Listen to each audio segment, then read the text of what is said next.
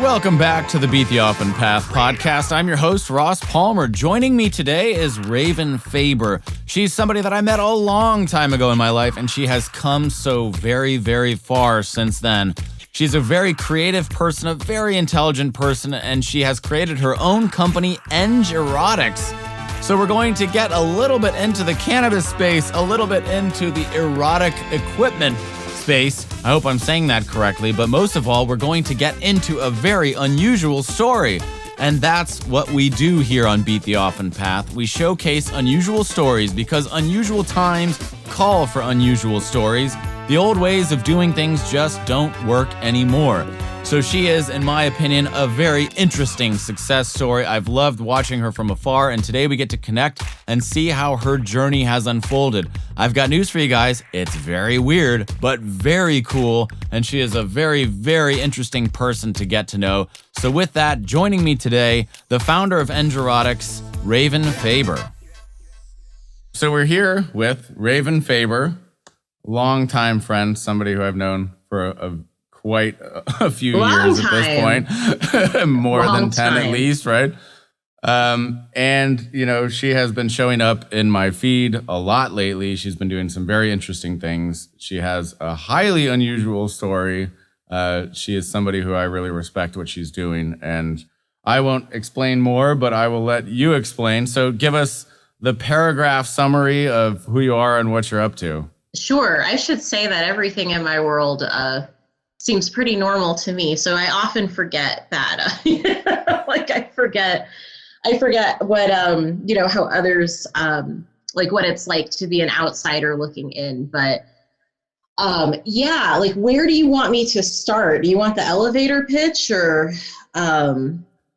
Elevator pitch. I mean, let's start with, so you obviously have your own company. So yeah, give us the elevator pitch for your company. And maybe we'll just kind of go into some specifics about how you got started. Okay. Well, EngErotics is short for Engineered Erotics, and we're an engineering company that specializes in the design and development of sex toys, as well as the formulation and manufacture of CBD-infused intimate body care products. We work on these things because neither one of these verticals are regulated for safety, quality, or efficacy. In the case of vibrators, dildos, things like that, those are not, regulated for safety for the body, material safety. The internal components are not, there are no standards there. So there's nothing stopping manufacturers from building subpar products, things that, might be made of toxic materials that could electrocute you, injure you in some way internally. Jeez. When it comes to CBD, yeah, for real. A lot of people assume, that's terrifying. It is. And people have gotten injured, in that way. You don't hear about it, right? Because people don't really want to talk about it. Like there's a lot of stigma and shame there, but I mean, you've seen sex sent me to the ER. I mean, you ask any ER nurse, any ER doctor, how often somebody comes in with something stuck up their backside that doesn't belong there. And it's either, a dangerous product, lack of education, like using something that shouldn't be going in an orifice to begin with, or using the wrong product for the job. So on the CBD side, very much the same thing. I mean, this is much more widely publicized because, CBD and cannabis is now on trend and much more socially acceptable than it was before. But there are no standards or formulation guidelines there either. Very much the Wild West. So there's nothing holding manufacturers accountable for the safety, quality, and efficacy of those products. Engineers are here to help keep the public at large safe. I'm an engineer by profession, but you already knew that. There's a standard, there's a guideline for everything that we do, design, formulate, everything. And that's in the interest of keeping the public at large safe. So, for me as an engineer, it doesn't really make sense that, we have these products that are being used, externally, internally, by yourself with a friend. And, in the case of CBD, things that are being, inhaled, taken sublingually, ingested, used topically, doesn't make sense to me that there are these products, that aren't, there's nothing holding manufacturers accountable. They should be safe as well. So, yeah. So, all right. So how do you make the jump from engineering to this? Where did the idea come from? So when this was, you had already known me for quite some time by this point. So this actually started in my early 20s. So I'm 34 now. So this would have been when I was 21 going on 22. So I think this was like February of 2008, which was the year, my senior year of undergrad school.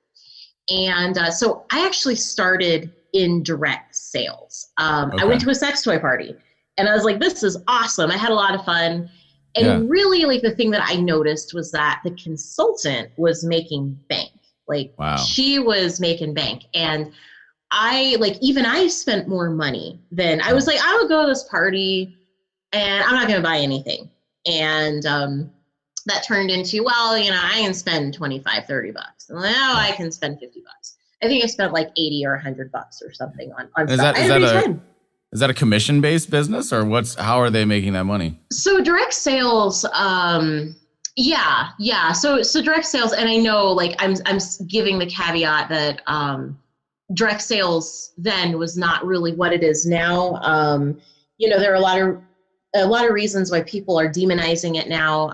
But I have to say, like, back then, it was like, all hustle. There was like no Facebook groups, no Facebook lives, or, you weren't getting added to these annoying groups or anything like that. So, so basically, it's like, it's like when you buy from any distributor. So, a direct sales company, they buy from their home office, which is essentially, a product distribution company that supports this direct sales company. Sure. And so you wholesale from them and you sell it at retail price.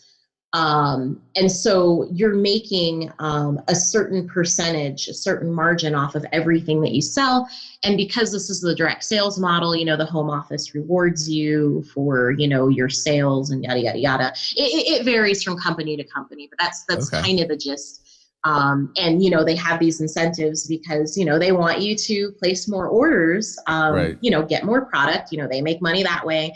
And then, if you're able to move product, which not everybody can, it's not nearly as easy as what a lot of consultants would have you believe. But I'm a really good salesperson. So anyway. So you saw this and you're like, wow, what is this? I want a piece of this, or I want to do that, or I want to do better than that, or...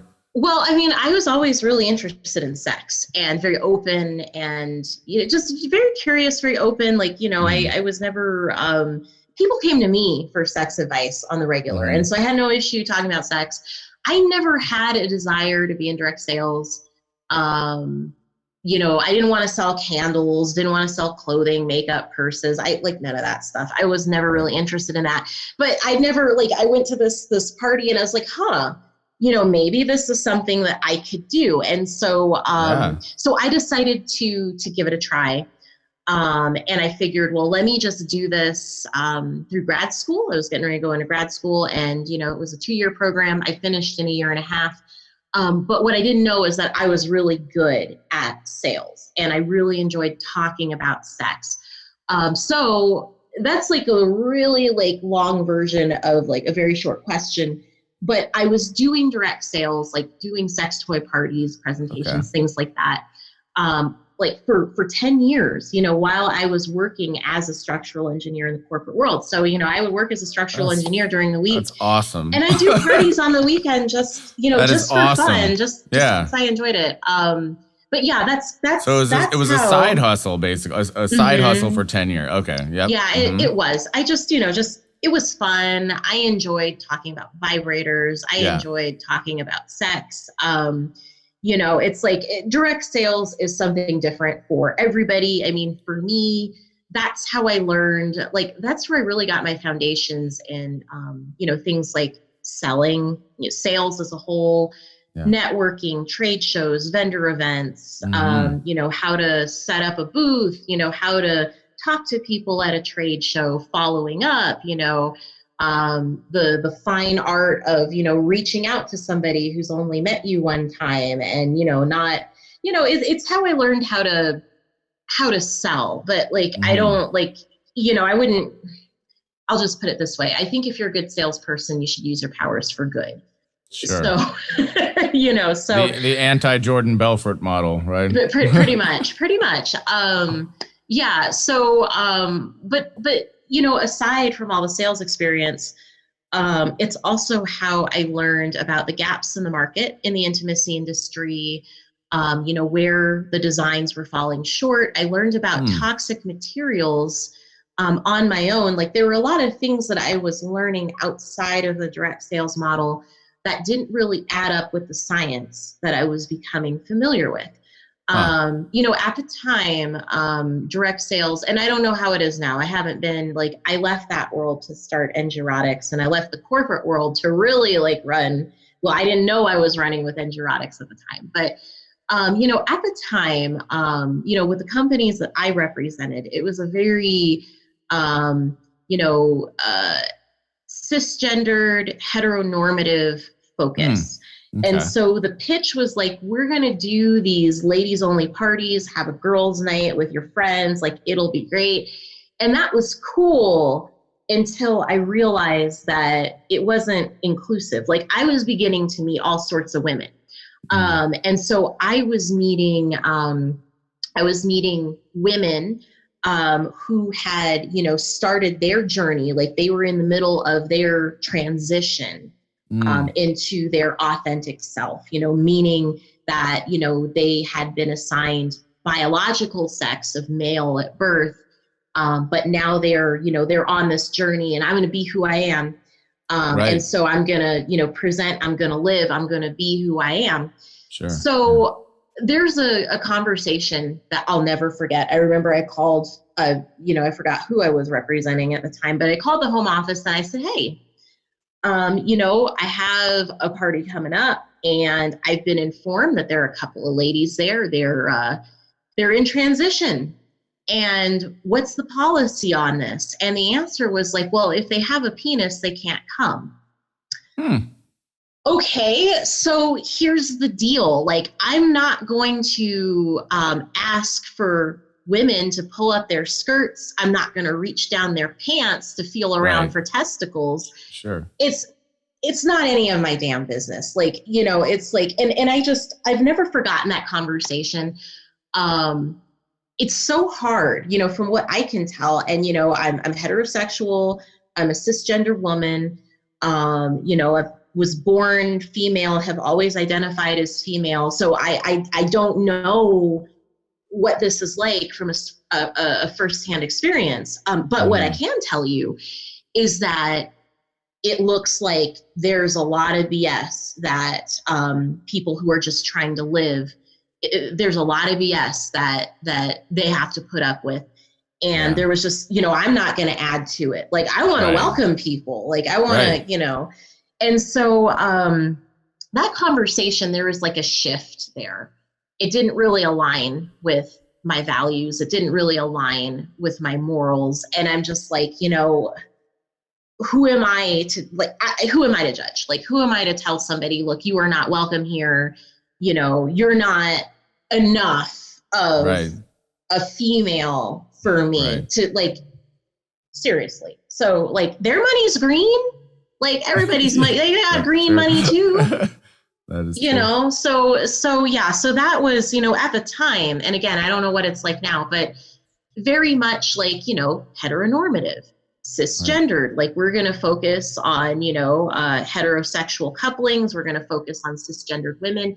There really weren't any product offerings that included, lesbian couples. There definitely wasn't anything for people who I identified as non-binary. That wasn't even part of the, but I met people like that too. They're well, am I welcome? I don't really identify as either. Now, at the time, this was 2008, 2008, 2009, 2010, long time ago. We were not having the discussions then that we are now.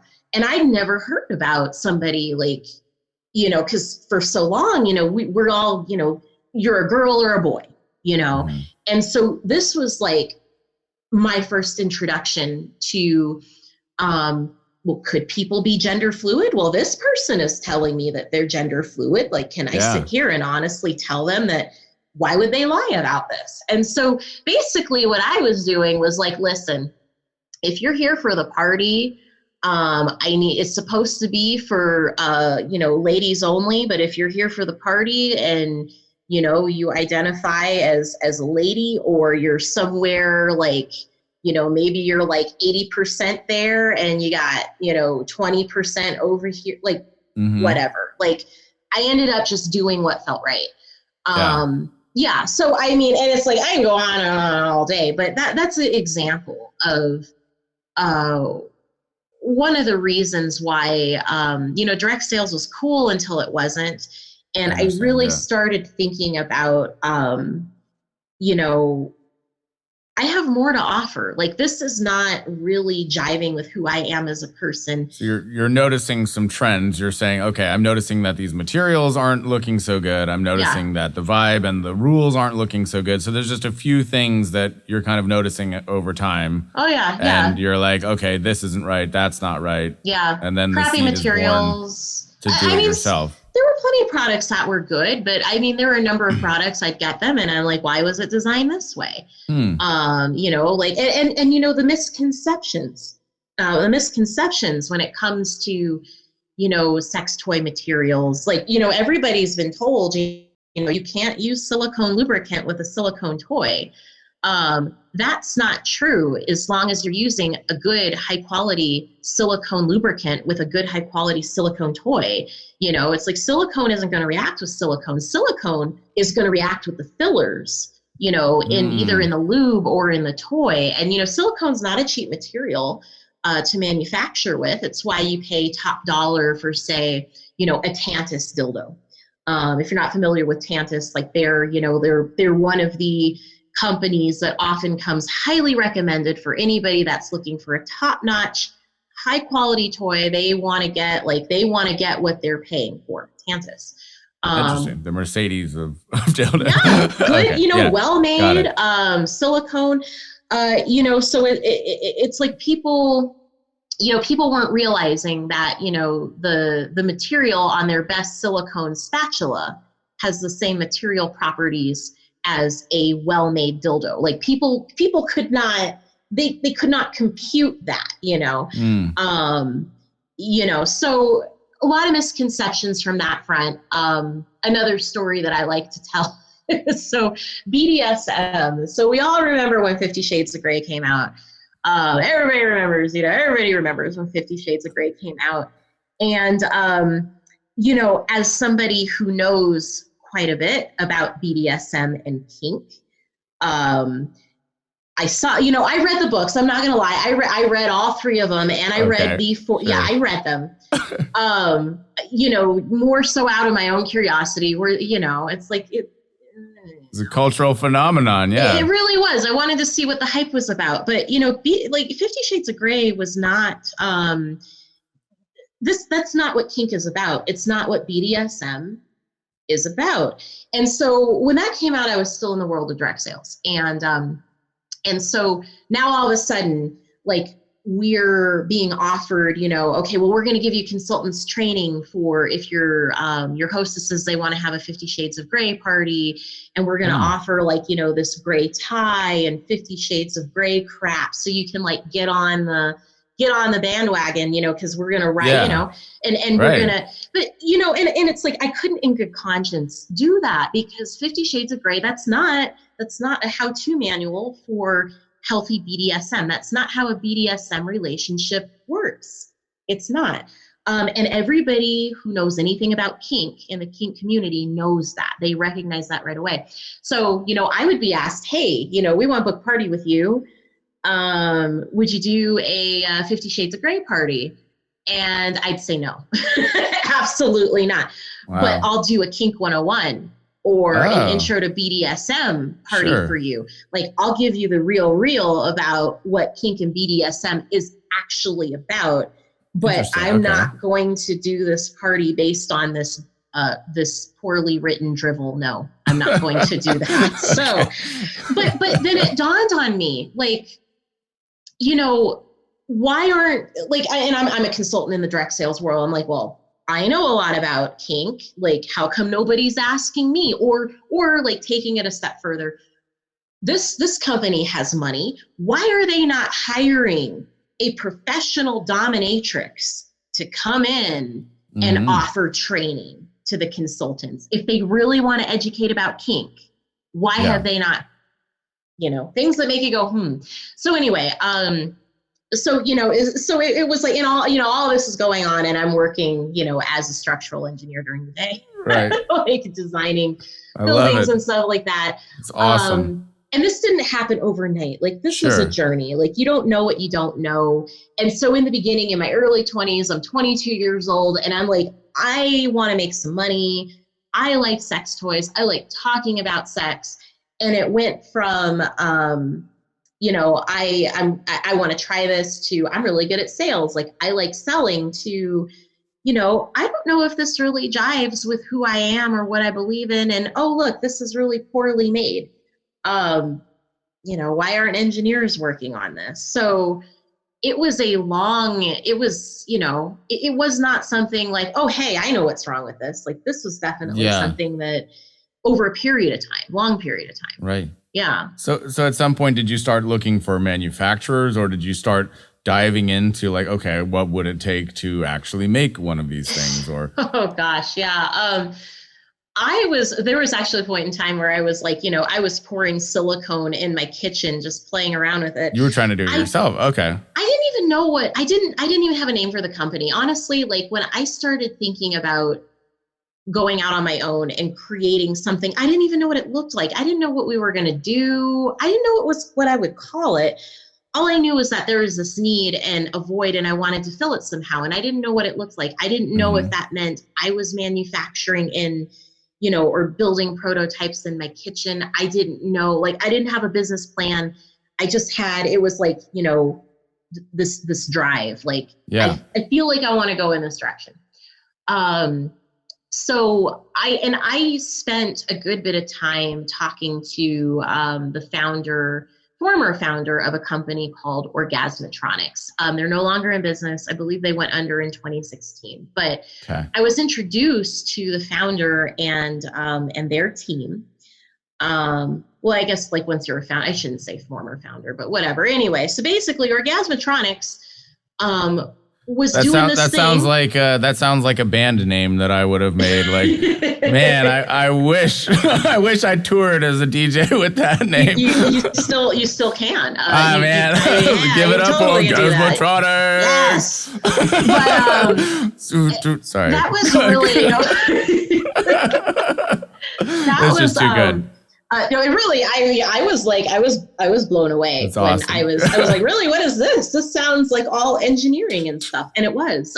True, yeah. It was founded by a physicist. My God, okay. A PhD. The plot thickens. I'd never heard of,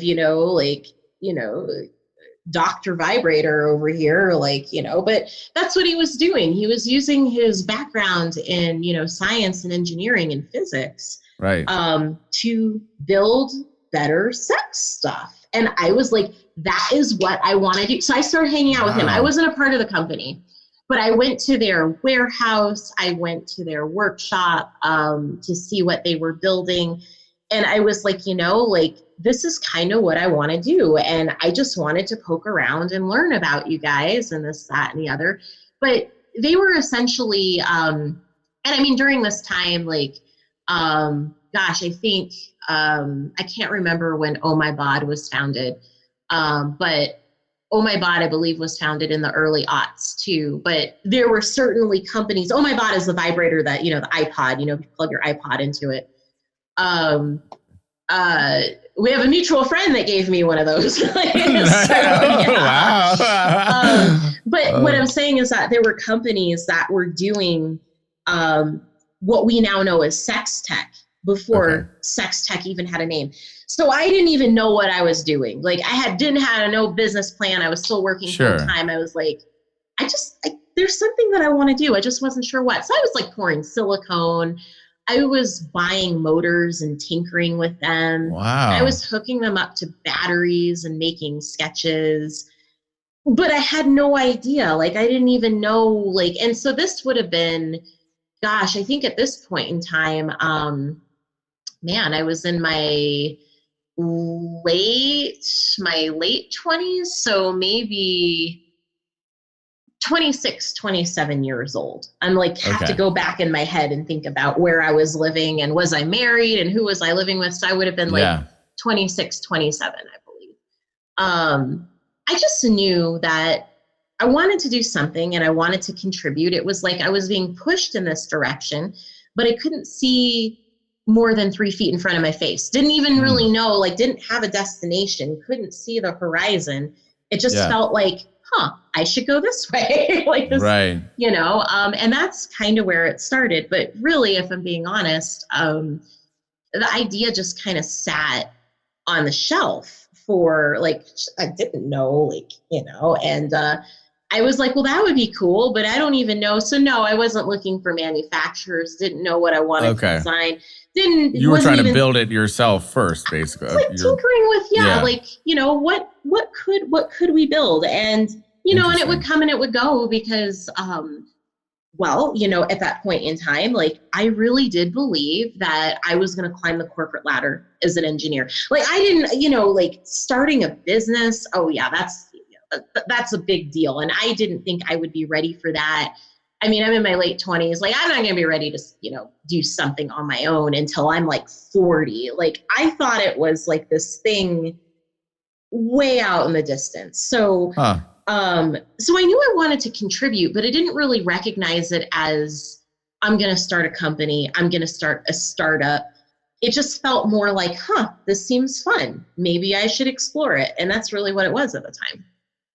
That's crazy. Okay, so you're starting to get more involved. At what point did you set up the company and you say, like, okay, now I'm setting out on my own? So I set up the company out of boredom because I didn't have anything to do.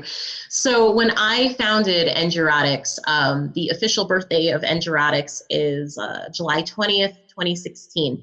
Okay. And I was a new mom. My son was, he was 7 months old, going on 8 months old. So I was a new mom, had a baby, and I had been on maternity leave for a couple of months. Like, I was away longer than what most people were, because at the time I was a structural engineer in oil and gas. And at the time, the price of oil had tanked. All of my projects at work there was nothing to do. Like, they were all on hold. There weren't any new projects coming in. And so I really wanted to get back to work because, you know, it's like, you know, we live in the US. You don't get, like, I didn't get a paid maternity leave. My husband, though, he got paid paternity leave, which was awesome. So he was home with me for 8 weeks or 8 weeks. Yeah, 8 weeks, I think. And, you know, and I was out for a couple of months and not making any money. And it's like, well, I'd like to start making money again. I'd like to start using my brain again. And so I went back to work, and I got back to work, and, you know, things still weren't moving. My projects weren't moving. There was nothing to do. And I sat on overhead for months. It was awful. You know, and it's like, I know when we're younger, like, we're like, oh, it'd be super cool to show up at work and do nothing and make a lot of money. I'm here to tell you, man, that sucks. That sucks. I was so bored, you know, to sit 8 hours, you know, no sense of purpose, no make direction. A lot of money, but I'm not using my brain. And I was bitter because I had a hard time, like, you know, as every new mom does, like, my son's in daycare. Yeah. And it's the middle of the summer. I'm like, we could be at the pool, we could be at the splash park, we could be going for, like, I could be spending time with my son. Man, that is but so instead, true. I got this corporate job that I have to do, and I'm not even doing anything because I'm on overhead. So then I was like, well, I guess it's time to start that business. You know, I'm like thinking about it at home. It's like, well, I need something to do. Like, it gave me time to think because I didn't have any, like, I wasn't focusing on anything. Like, I didn't have anything at work to worry about. I didn't have anything to, like, oh, well, I need to worry about this thing. Like, I got to solve this problem at work. There weren't any problems to solve. So, you know, I'm at home and I'm like, well, I mean, I may as well, like, you know, because it looks like all I have is myself. Like, you know, there's nothing to do at work. And I could just sit there and brainstorm ideas and think about what I want to build. Yeah. And so that's really how it happened. Because I didn't really have anything at my day job to really pour myself into. Sure. And it changed. I mean, and it changed. We got busier again. But when all you're left to is trying to look busy at work, that's not a good sign. Yeah. Surfing the internet. Oh man, it sucked. And I wasn't the only person in that boat. Like there are so many people that there was no work to do. I'm surprised no one got laid off. Because there wasn't any work to do. So it was like, well, I don't have anything else to do. I don't have anything to worry about. I may as well just register my company name and think about what exactly I would like to do. I mean, what else am I going to do? So that's, I was pissed off, because I didn't have anything. I didn't feel like I had much of a purpose. Like I knew I was a mom and I had plenty of purpose there, but it's like, I don't have anything. Like even when I leave my son during the day and I go to this job that's paying me a lot of money and giving me these benefits, I'm going there and it feels like my soul is being sucked out of my body because I don't have any purpose there. Like there's nothing to do. I need something to work on. I needed a project. So I started Endurotics, well, gives me something to do. Yeah. So flash forward to today. You're starting to make some real waves with the company. So explain, now 4 years on, what are some of the things, where's your head at right now? What are you working on at the moment? Oh gosh, besides surviving the pandemic. Besides that, with a kid, believe me, I know with kids. That's a lot of fun. I mean, and it's metaphorically and literally surviving the pandemic. Sure, yeah. Honestly, I mean, we've been kicking ass. That's what it looks like, yeah. I'm so humbled and thankful. Sure. I'm really thankful that I took that leap, when I left my job. I didn't know that I didn't know that this is what I was going to be doing. And when I took this on full time, I didn't know that this is where we were going to be at all. But so we are this close, we're real close to being in stores. We were recently a part of AVN Virtual Vibe, which they normally do, they have in-person meetings. Essentially, it's just, it's a trade show where potential buyers have meetings with vendors. So I got to talk to, Babeland, Good Vibrations. I got to talk to Adam and Eve. I got to talk to the Museum of Sex out of New York City. Talked to a number of small boutiques, mom and pop type, small independent sex shops, erotic boutiques, that sort of thing. And so it's an opportunity for, manufacturers to connect with stores, distribution companies, things like that. That was highly successful. I like to joke and say, man, it nearly killed me because it was back-to-back meetings for, this was a couple days, week one, and then 3 days of back-to-back meetings in week two. But yeah, I mean, since that time, since I started the company, I mean, we have had a ton of sales. Our annual revenue increases with each passing year. It looks like we're on track to do even better than we did in 2019. We've gotten a lot of interest from people who have stores. We're talking to 2 distribution companies. And stores, oftentimes stores will buy from a distribution company. It's kind of similar to direct sales, but just a different business model. So buying wholesale from your distributor, and then, you stock your inventory in your store and sell retail, that sort of thing. So, I mean, it's been huge. And, seeing as how the CBD portion of our product line has only been a thing since 2018. So where did that come about? How did that enter the mix? I was still working full time. Okay. And I was running Endurotics. Now you're not working. Are you full-time Endurotics now? Yeah, I have been for a while. But when CBD became a thing, when that showed up on our radar, I was still working full time. Okay. And that's important because at the firm that I was at, and at many engineering firms, drug tests are a thing. I hadn't used cannabis in quite some time. So I wasn't using THC, I wasn't using CBD. So really what happened is one of the people we have a private Facebook group. You're welcome to be a part of it. You might already be in there. I don't know. Anyway, somebody in there. I probably accepted whatever you sent my way. I will probably, if you're not in there, I'll push you in there. So somebody in there was like, hey, what do you know about cannabis lubes? What do you know about CBD, THC? And I said, not a damn thing. Like, I know about THC. I didn't really know anything about CBD, but I wasn't using it because I was still working full time. And I didn't want to lose my job. It was a zero tolerance policy. No, you don't. Yeah. And so it's like, I didn't really know, like, it's like, I didn't smoke weed, didn't use topicals, didn't use like none of that. And so I was like, I don't really know. I've been out of that loop for a while. But I definitely asked Facebook, and I had a number of people respond. One of those was actually Devin. And, Devin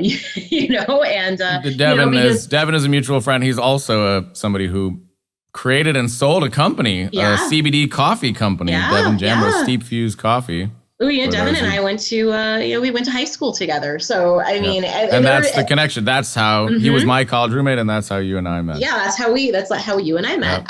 So, I got a lot of input from him. I got a lot of input from a number of other people that, were active cannabis users. Yeah. And I was just like, what is this? Like, what can I, what do I tell my clients? Because we don't offer this. And I'm, and at the time I didn't really make the connection of like, maybe we should get involved. But long story short, somebody suggested, hey, maybe you should create a CBD infused line for sex stuff. And I was like, And I also didn't realize that the CBD industry was lacking in the same regulations and design standards, things like that sex toys were. And so once I realized that these were very good products that would go together, complementary products, that's what I'm trying to say. One could be used to enhance the experience of the other. I was like, this is awesome. And since people are pretty much just making whatever the hell they want, like there's a very distinct need for a knowledge of engineering and science and math in this. So, absolutely. And I spent a lot of time, talking to Devin about that. And the one piece of advice that he gave me, that I've never forgotten, that I have now repeated to a number of people that want to get on that path and have something to do with cannabis, CBD. Him and I, we were actually having lunch. We were at Fate in Boulder. And I was showing him like, hey, what do you think? Like, we have this prototype, and it was what would later become our salve stick. And he said, if you want to get into CBD, you got to be in or you're out. Like, you can't, like, there's no dipping your toe in the water. It is a commitment. Like, you really have to want to be in it. And at the time, I wasn't sure if I wanted to be in it. I didn't even know what that meant. I was like, man, that sounds scary. Like, do I even want to deal with this? But now, like 2 years later, now I get it, because it's been such a journey and it's been such a commitment to refine what we do and to make and to really stand out. I was like, yeah, this is like, it is just as much a commitment as it is on the intimacy device side, because you really have to bring your A game. You really have to know your stuff. You really have to be, bringing the noise on it, if you really want to make any sort of impact in this industry. So, Endurotics was started in 2016. We started as a sex tech company. We were dabbling in CBD in December of 2017. We didn't offer it for sale until sometime, tail end of winter of 2018. And it's now 2020, and we're really close to being in stores. So the journey has been really short. Wow. When you think about it. Congratulations. I mean, that's huge. Yeah, it's been Good crazy. for you. Yeah, that's awesome. it seems like a lot of these opportunities just kind of showed up, and I'm like, cool, that sounds awesome. Yeah. Let's. Well, you were definitely doing the right things. I mean, you were putting yourself out there for a long time. Yeah. Yeah. And it does appear that that sales is one of the best ways to lead towards entrepreneurship. You know, that people who are skilled in sales often find themselves like, I don't know if you're familiar with Sarah Blakely, but it seems to me like you're on a Sarah Blakely trajectory. Yeah, I wear Spanx. Yeah, of course. Yeah. You'll be Sarah Blakely 2.0 perhaps. I mean, but she, you know, I see a lot of parallels there. She did a lot of hustle. If I remember correctly, she wrote her own patent. She was like approaching textile factories. And you know, listen, like I'm not like a lot of entrepreneurs, like they start their businesses, their companies, and they're already well connected. Like, you know, if they don't have the capital, they already know who does, like they already know how to get in front of VCs or, you know, who to have lunch with. You know, a lot of people do a friends and family round and they raise several million or, you know, 1 million or, you know, several 100,000 or whatever. Right. I never did. You know, I never did. I didn't even bother with that. I'm like, that just seems like so, you know, so, I mean, for me, it was like a lot of Googling, a lot of reading, a lot of falling on my ass. Like, you know, there are a lot of things that I just didn't know. And I had to pick up the pieces afterwards. Like, you know, and we have a lot of entrepreneurs in my family too. You know, I come from a very entrepreneurial family. That's great. But the way that I'm trying to do it, like we're talking about like, you know, investors and things like that, like, there are a lot of people that, I mean, I just don't really have like in my immediate circle in my family, like there really wasn't anybody to give me that sort of advice. And the person who taught me the most about business, that would be my grandpa. Well, you know, he actually died well before I ever got on this journey. So it's like, I find myself like, well, gee, I wonder what he would have to say about that. But he's no longer here.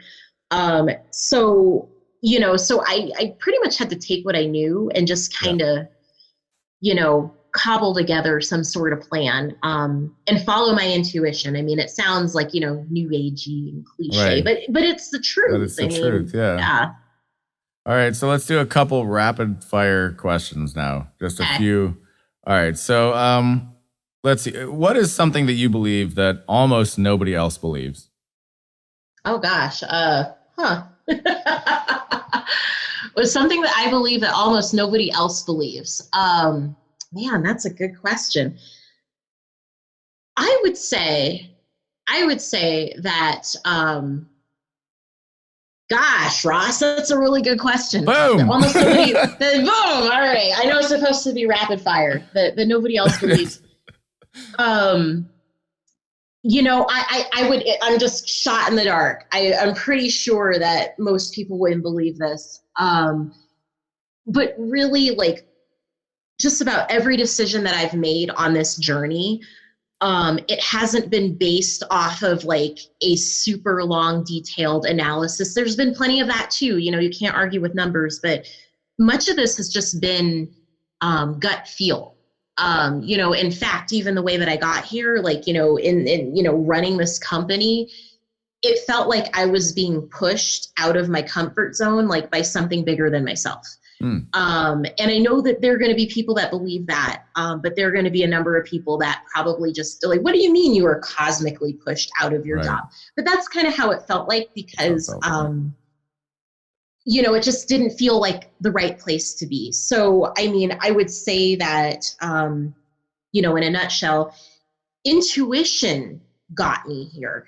And once I started following my gut and my intuition, it seemed like the path hasn't been easy, but it seems like, you know, the resources were available. Things started happening. Like things started happening. Yeah. That's cool. Yeah. Now, would you say that feedback was that sort of immediate, or would you say like were there small signs that you were heading the right way from the start, or were there big periods where you just had massive doubts? Or there's still periods where I have massive doubts. I mean, every entrepreneur, you know, does that. But I will say that every time I go through a period of massive doubt, and this is something that I would talk to Devin about too. I'm like, hey, did you ever think about shutting down your coffee company? And he's like, oh yeah. Yeah. Every time I would feel that way and I would get into this pit of despair, it seems like, an hour later, a day later, something would happen that would random that I wasn't looking for, that would remind me, hey, this is still cool. And it would show up like in the form of like an unusually large sale, or, somebody randomly asking me, was I looking for investors, or, a connection that, something like that, that would make me, oh, okay, maybe I am on the right path. Sure. There are still little signs along the way, but in the beginning, cool.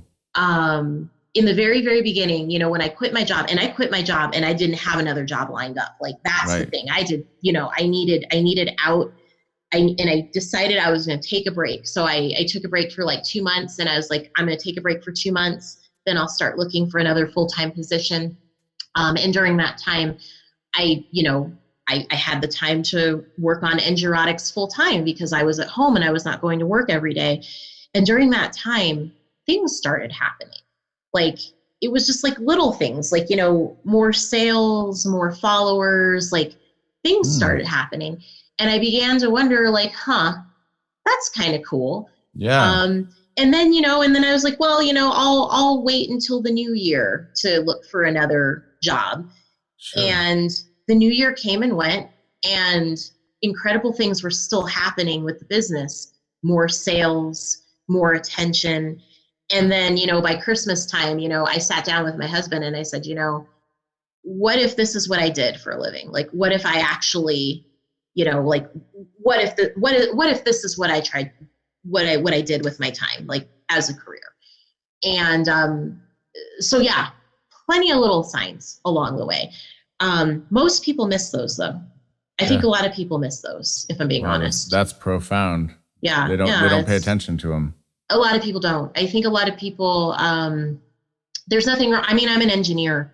Yeah. So, I mean, math, numbers, science, logic, all of that makes a ton of sense to me. But when you don't read in between the lines and you don't pay attention to the nuances, and it's like, I had this conversation with my husband last night. It's like, I was thinking about, I need X number of dollars to take EngErotics from here to here.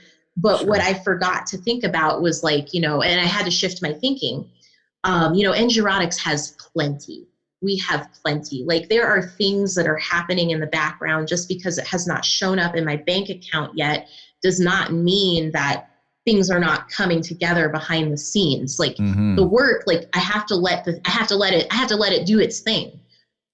Before things can come together. So, and I think a lot of people miss that. A lot of people kind of just, throw their intuition to the wayside. They miss the signs, as it were. Right. That's so cool. Yeah.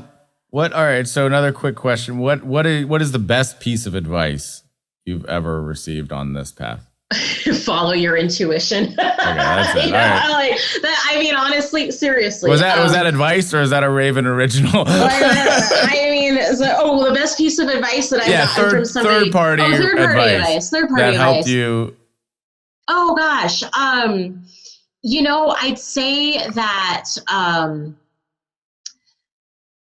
say that it's some like variation of, I don't remember exactly what was said to me, but it was like along the lines of like not taking any bullshit and knowing your worth and being confident in your worth. It's essentially like, Raven, you know what you bring to the table.